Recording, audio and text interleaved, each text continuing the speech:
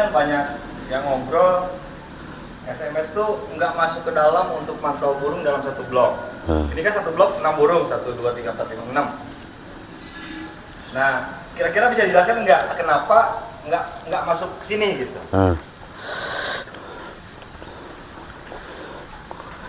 Iya. Ya kita kan di sini untuk sistem per blok itu kan cuma 6 burung. Cuma 6 burung. Jadi dirasakan itu 6 burung itu oleh satu juri itu dikekuasai gitu. Kekuasai. Itu 2, 3, 4, 6 burung, cuma 6 burung. Juri tidak boleh menilai blok lain. Dan matanya pun tidak boleh ke blok yang lain. Jadi fokus di 6 burung. Dan itu dirasa untuk burung yang di dalam itu kedengeran gitu. Jadi ini 3 di sini, Iya. 3 di dalam. 3 di dalam. Jadi posisi di sana tuh terlihat ya jelas. Terlihat jelas. Ya karena dekat juga kan. Dekat juga. Paling 2 meter. Ya, deket juga. Dan itu diusahakan juri itu harus kena semua.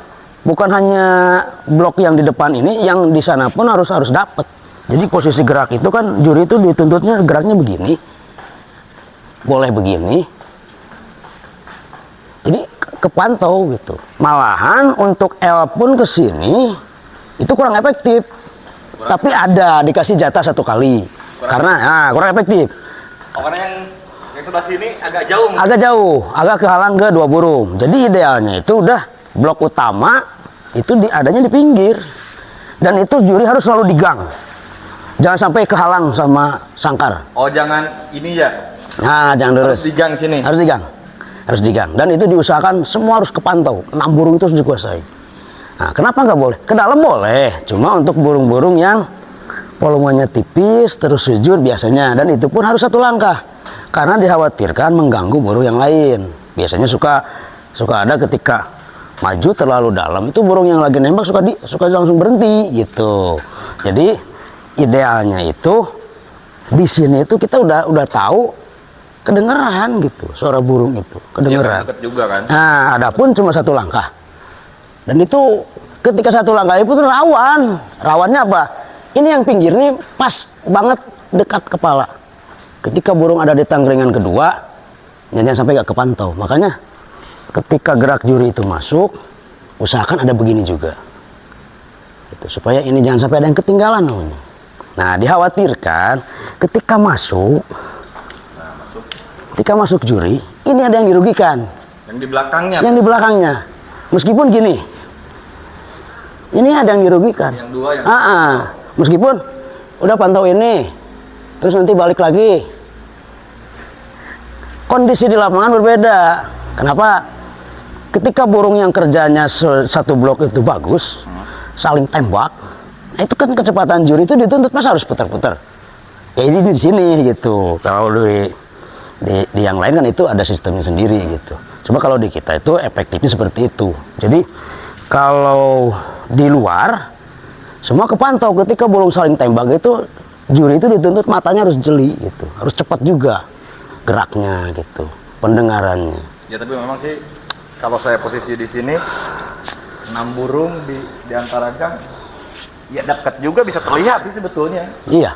Gitu. Sangat kelihatan. Dan itu kita pernah nyoba beberapa kali. Ya memang kedengeran. Mungkin peserta menganggapnya yang di blok sana kenapa enggak ini. Justru kan ada beberapa burung yang ketika dideketin sama juri itu takut gitu. Takut, ada yang mental, ada yang berhenti nembaknya gitu. Soalnya kaget ketika nembak langsung dideketin padahal udah kedengeran gitu. Jadi dirasa nggak perlu lagi ke dalam. Ya, untuk yang B-nya dicabut, dibalikin ke tiang, itu kan banyak pertanyaan gitu. Itu memang terjadi ketika memang ada salah satu juri yang ajuannya kalah, terus dia ajuan B-nya itu ada di nomor yang lain.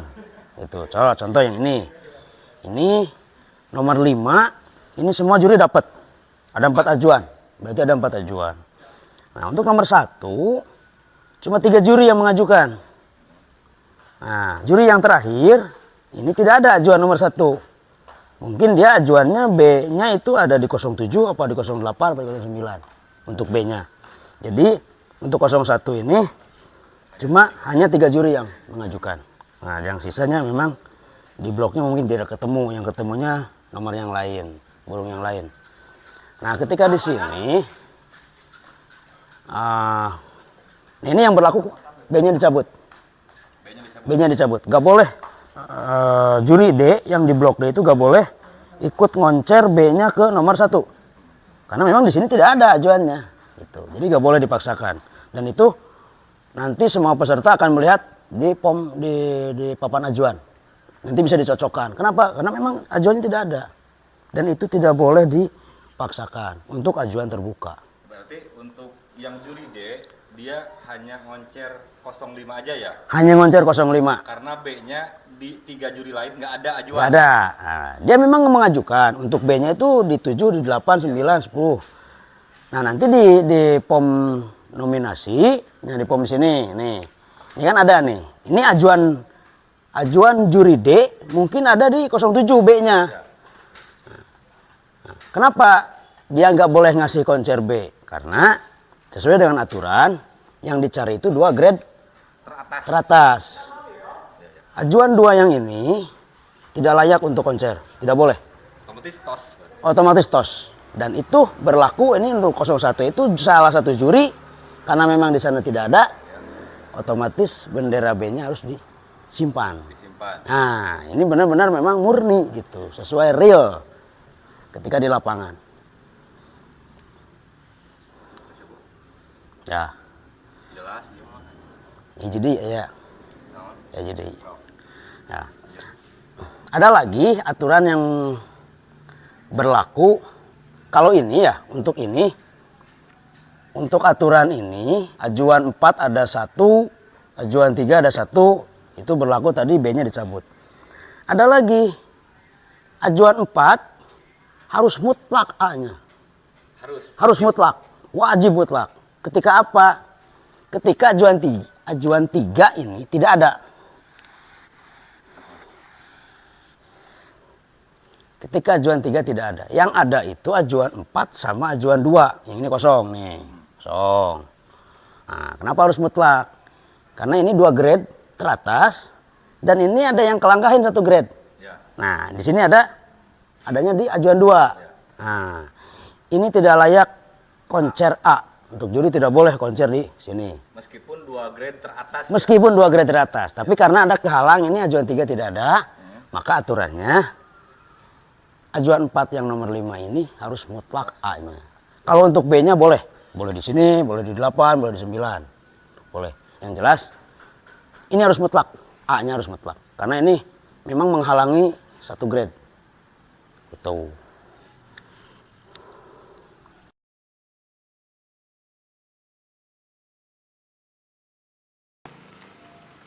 Untuk masalah juri-juri di SMS, memang saya selaku ketua divisi ikut mengawasi, makanya saya itu mengawasi di lapangan itu sebagai bentuk perwakilan dari peserta.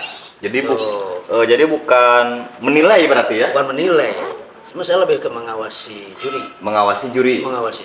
Mengawasi kinerja juri, mata juri, gerak juri. Takut ada yang lupa, tidak terpantau, saya cepat mengingatkan. Gitu. Makanya saya sering berteriak, hati-hati kecepatan matanya. Gitu. Awas hati-hati sama burung yang di tengah yang sujud. Gitu.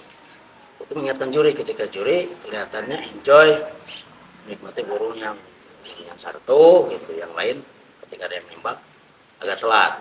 Nah, saya di situ posisi saya sebagai perwakilan dari peserta, karena peserta kan tidak boleh teriak.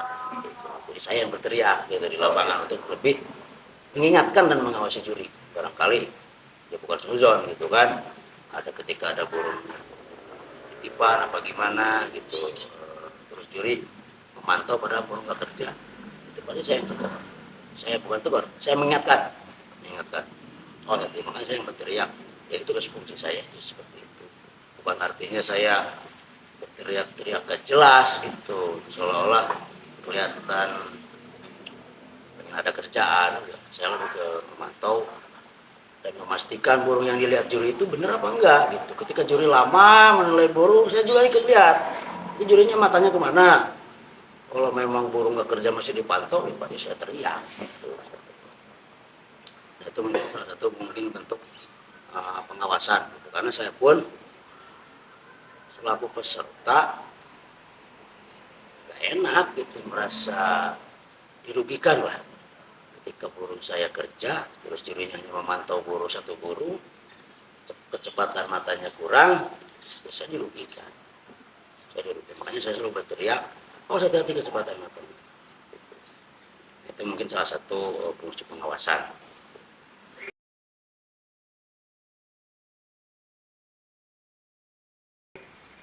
Untuk masalah burung-burung yang kemarin kan banyak pertanyaan, burung saya nembak, gitu. Burung saya nembak kenapa nggak masuk? Gitu. Kalau mau kenceng dan lain-lain. Kenceng, gitu. Lagu gonta-ganti lagunya katanya ada, gitu. Tapi kenapa kok masuk ajuannya di grade 2, gitu. Masuk tos, gitu. Ya saya juga ikut memperhatikan, gitu. Jadi memang ya ada burung-burung yang volumenya kenceng, tembakannya dahsyat, gitu. Lagunya gonta-ganti. Cuma kembali lagi ke pakem. Gitu. Kita pakem kan irama lagu ya. Irama lagu itu meliputi roll tembak. Gitu. Sekarang gonta-ganti lagu sama irama lagu kan beda. Kalau gonta-ganti lagu, iya lagunya gonta-ganti, versinya ganti-ganti, tapi tetap pakemnya nembak gitu, tidak termasuk irama lagu gitu kan. Kalau irama lagu itu kan tetap roll tembak, lagu kecil disertai lagu tonjolan besar. Kalau untuk itu tetap versinya meskipun gonta-ganti tetap versinya nembak. Jadi bukan masuk ke irama lagu kalau bukan gitu, masuk ya? ke irama lagu, itu lebih ke ganti-ganti lagu. Nah itu berlaku di sini. Kenapa kalah?